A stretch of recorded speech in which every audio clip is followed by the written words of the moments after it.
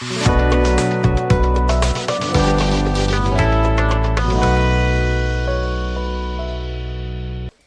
students, যোৱাটো ভিডিঅ'লৈকে আমি অনুশীলনী 3.3 ৰ 1 ৰ প্ৰবলেমখিনি সলভ কৰিলো। আজি আমি 2 খিনি সলভ কৰিম। 2 টো কি লিখা আছে? তলৰ সমস্যাবোৰৰ ৰৈখিক সমীকৰণযোৰ গঠন কৰা আৰু সিহঁতৰ সমাধান অপনয়ন পদ্ধতিৰে উলিওৱা। গতিকে 2 নম্বৰ 1 টো লিখা আছে যদি আমি লবত 1 যোগ কৰো আৰু হৰৰ পৰা 1 বিয়োগ কৰো এটা ভগ্নাংশ হয় গৈ 1 মানে আমি যদি অকল হৰটোতহে 1 যোগ কৰো তেন্তে ই হয় গৈ 1/2 গতিকে ভগ্নাংশটো কি গতিকে এনেকুৱা এটা আমি আগতেও পাই আহিছিলো খালি আমি প্ৰতিস্থাপন পদ্ধতিৰে আমি হেৰি কৰিছিলো সমাধান কৰিছিলো গতিকে আমি প্ৰথম কি লিখিম যে ধৰা হল লব তো কি হ'ব ইকুৱেল টু x আৰু হৰ ইকুৱেল টু y ঠিক আছে না লব আৰু হৰ ধৰি ললো এতেকে ভগ্নাংশটো হ'ব কি হ'ব x/y ভগ্নাংশটো x/y হ'ল নে তাৰ পিছত কি কৈছে লবৰ লগত 1 যোগ কৰোঁ গতিকে দিয়া আছে প্ৰথমটো আমাৰ কি লিখা আছে লবৰ লগত 1 যোগ কৰোঁ হৰৰ পৰা 1 বিয়োগ কৰোঁ মানে x + 1/y - 1 হয়নে এইটোটো দি থোৱা আছে এটা লগত যোগ কৰিব লাগে এটা লগত বিয়োগ কৰিব লাগে ইকুৱেল টু ভগ্নাংশটো দি থোৱা আছে 1 হয়নে এটা আমি প্ৰথম সলভ কৰি লওঁ কিমান ওলাই গতিকে ইমপ্লাইজ এটো ইফালে গুছি যাব x + 1 = y - 1 এটো মাল্টিপ্লাই হৈ গ'ল একৰ লগত গতিকে y টো ইফালে লৈ আহিম x - y এটো লৈ আহিম x - y হৈ গ'ল তাৰ পিছত এটো সিফালে লৈ যাম ইকুৱেল টু এটো ইফালে লৈ গ'লে -1 - 1 গতিকে x - y = -2 হল না আমি এটা ওলালে এটো 1 নম্বৰ ইকুৱেশ্যন দি দিলো বুজি পাইছা নে গতিকে আমাৰ হেতু ওলালে প্ৰথমটোৰ পৰা আৰু আমাক দ্বিতীয়টো কি দিথোৱা আছে যে আমি যদি অকল হৰটোতহে 1 যোগ কৰো তেন্তে ই হয় গৈ লব আছিল x হৰটোত 1 যোগ কৰিব মানে y + 1 গতিকে কি হৈ যায় 1/2 এতিয়া আমি ক্ৰস মাল্টিপ্লিকেশ্যন কৰো 2 এদি 2x হ'ব ইকুৱেল টু ইফালে হেতু গুছি যাব y + 1 গতিকে y টো ইফালে লৈ আহিলো 2x - y = 1 এটো আমি 2 নম্বৰ ইকুৱেশ্যন বনালো বুজি পাইছা নে কি কৰিছো ঠিক আছে গতিকে দুটা ইকুৱেশ্যন পাই গলো ইয়াৰ পৰা আমি দুটা ইকুৱেশ্যন পালো গতিকে এইখিনিৰ পৰা আমি এটা অপনয়ন পদ্ধতিত সলভ কৰিব লাগিব গতিকে অপনয়নত সলভ কৰিবলৈ হলে আমি সেম একে এটা হেয় বনাব লাগিব ইয়াত y আছে গতিকে এটোৰ পৰা যদি আমি এটো বিয়োগ কৰি দিও তেতিয়া আমাৰ ওলাই যাব গতিকে এতিয়া 2 - 1 যদি কৰো implies 2 কি ধৰা 2x - y minus 1 আছে x - y equal to কি হ'ব 1 - -2 ঠিক আছে না গতিকে 2x - y minus to ভিতৰলৈ সোমাই যাব -x minus প্লাস হৈ যাব +y equal to 1 + 2 গতিকে কি হৈ যাব 2x - x হৈ গলে x হৈ যাব -y + y গুছি যাব equal to 1 + 2 = 3 x ৰ মান পালো আমি 3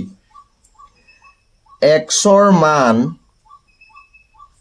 যিকোনো তাত বহাই দিয়া 1 তে বহাই দিয়া 1 ত বহুৱাই পাও কি হ'ব 3 - y = -2 - y = -2 - 3 ইফালে গুছি গল -y = -5 y = 5 হলে গতিকে আমি লবটো পালো 3 হৰ পালো 5 এতিয়া আমাক কি কৈছিলে ভগ্নাংশটো কি এতেকে ভগ্নাংশটো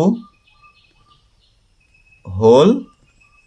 3/5 বুজি পালানে কৰিব পাৰিবা নে এনেকে একেবাৰে সিম্পল ইমান টান নহয় আমাৰ অপনয়ন পদ্ধতিটো আমাৰ কৰিবলৈতো ভালেই ঠিক আছে কৰিব পাৰিবা নহয় ঠিক আছে গতিকে ইয়াৰ পিছৰটো আমি চাও কি দিথোৱা আছে 2 নম্বৰটো 5 বছৰ আগতে নুৰৰ বয়স চুনুৰ 3 গুণ আছিল 10 বছৰ পিছত নুৰ চুনুৰ 2 গুণ ডাঙৰ হ'ব গতিকে নুৰ আৰু চুনুৰ বৰ্তমান বয়স কিমান এনেকুৱা এটাও আগতে পাই আহিছো হয়নে গতিকে আমি প্ৰথম ধৰি লম ধৰা হ'ল নুৰৰ বৰ্তমান বয়স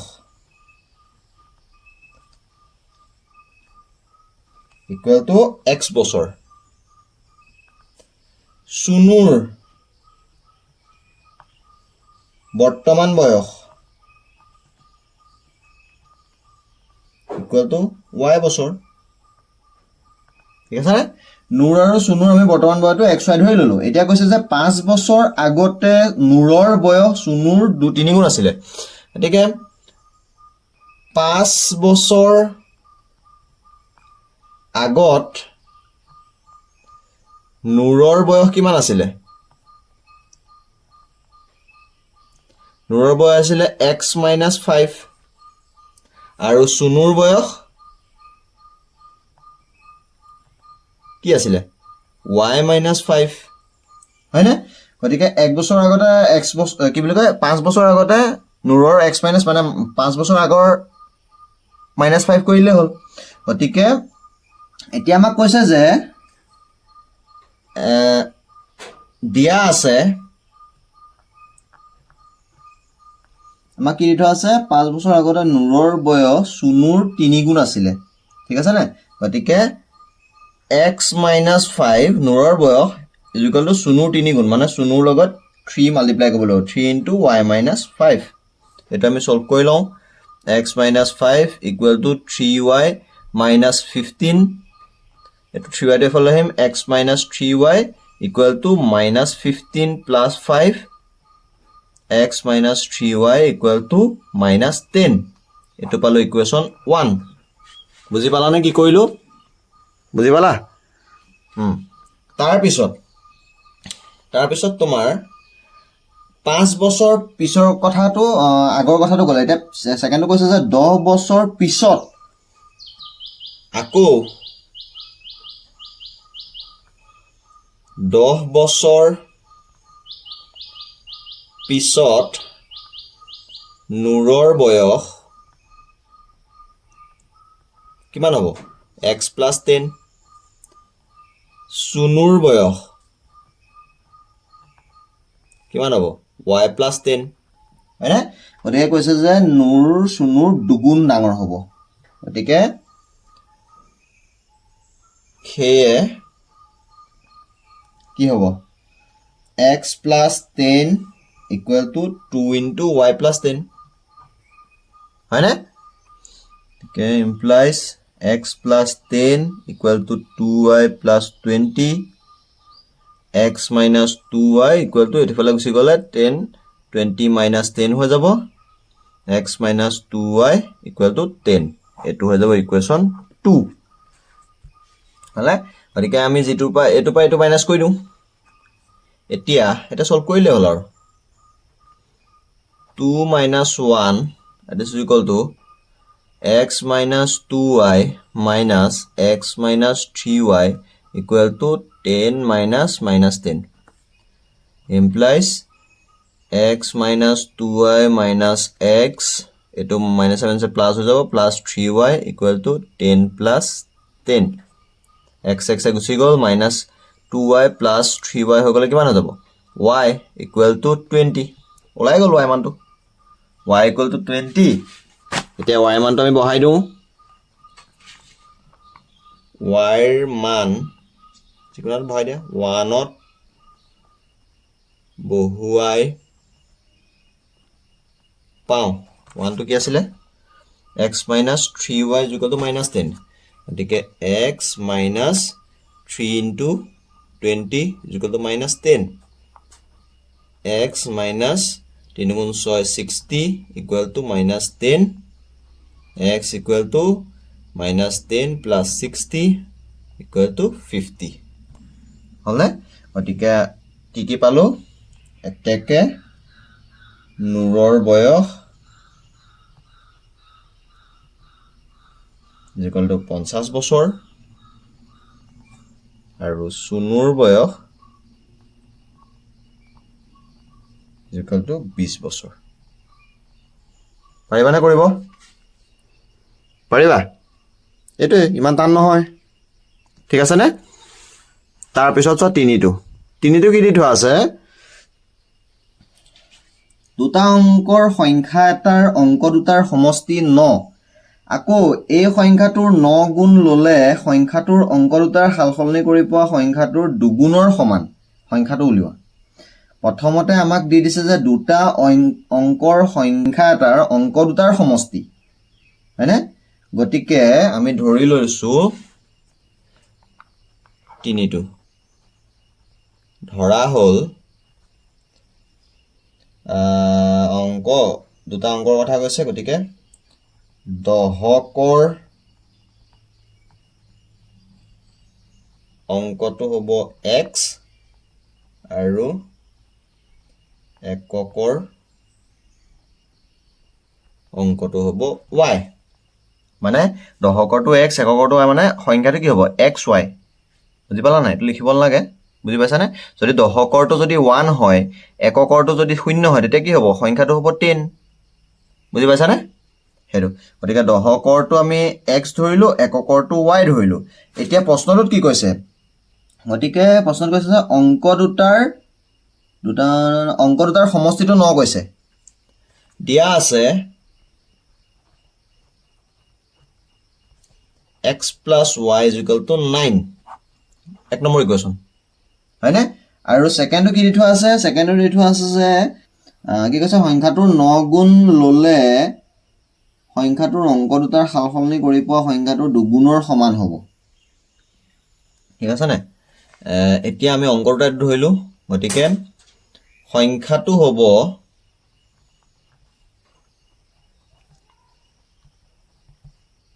সংখ্যাটো কি হ'ব 10x plus y হ'ব আৰু সংখ্যাটো সালসলনি কৰিলে কি হ'ব অংক কেইটা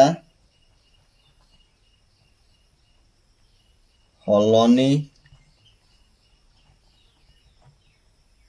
কৰিলে কি হ'ব 10y plus x এই বস্তুটো বুজি পাইছা নাই সো আমি দহকৰ সংখ্যাটো ধৰিলো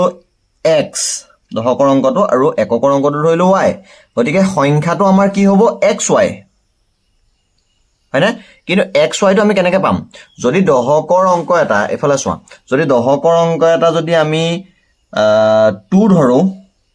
এককৰ অংকটো যদি আমি 3 ধৰো তেতিয়া হলে আমি সংখ্যাটো কি পাম 23 টো কেনেকৈ পাম 2 into 10 plus 3 হয়নে আমি যেনেকৈ পাম গতিকে হেতু আমি হেতুৱে কৰিছো 10 into x plus y বুজি পালানে যদি দহকৰ অংকটো আমি 2 ধৰো এককৰ অংকটো যদি 3 থাকে তেতিয়া আমি সংখ্যাটো পাম 23 আৰু 23 টো আমি কেনেকৈ পাম 2 into 10 plus 3 গতিকে কি হ'ব 10 into x plus y আকৌ এটো যদি উল্টা কৰি দিও তেতিয়া y টো আগলৈ গুছি আহিব তেতিয়া 10 into y plus x বুজি পাইছানে কি কৈছো মই ঠিক আছে গতিকে অংক কেইটা সালসলনি কৰিলে হেতু হয় এতিয়া প্ৰশ্নটোত কৈছে যে 9 গুণ ল'লে দুগুণৰ সমান হ'ব গতিকে 9 গুণ ল'লে গতিকে 9 into 10x plus y equal to 2 into 10y plus x এটোৱে হ'ব 9 গুণ ল'লে দুগুণ হয় বুজি পালানে গতিকে এটো আমি সমাধান কৰি লওঁ 90x plus 9y equal to 20y plus 2x হয়নে হেতুৱে গতিকে এটো এফালে গুছি আহিব 90x minus 2x plus 9y minus 20y equal to 0 গতিকে 88x minus 11y equal to 0 এটো হ'ব ইকুৱেশ্যন 2 ঠিক আছে নে গতিকে যিকোনো এটা কৰি দিয়া এতিয়া 1 into y টোৰ লগত সমান কৰিব লাগিব 11 কৰিব লাগিব implies 11x plus 11y equal to 99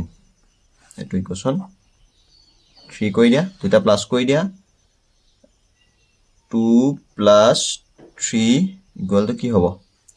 88x minus 11y plus 11x plus 11y equal to 0 plus 99 গতিকে 99x আকৌ y কেইটাটো কাটনে গুচি গ'ল is equal to 99 x equal to 99 by 99 equal to 1 x ৰ মানটো পাই গলো আমি 1 ঠিক আছে না এতিয়া আমি x ৰ মানটো কি কৰিম y বহাই দিম হে সমীকৰণ বহাই দিম বহাই পেলাই y মানটো উলিয়াম x ৰ মান সৰু ইকুৱেশ্যন কোনটো আছিল ফাৰ্ষ্টতে বহাও একত বহুৱাই পাওঁ গতিকে 1 implies x plus y is equal to 9 আছিলে মানে 1 plus y equal to 9 গতিকে y equal to 8 এটো মাইনাস হৈ গ'ল y মানটো 8 হৈ গ'ল গতিকে আমি x ৰ মানটো পালো দশকৰ অংকটো পালো 1 এককৰ অংকটো পালো 8 ঠিক আছে না এতেকে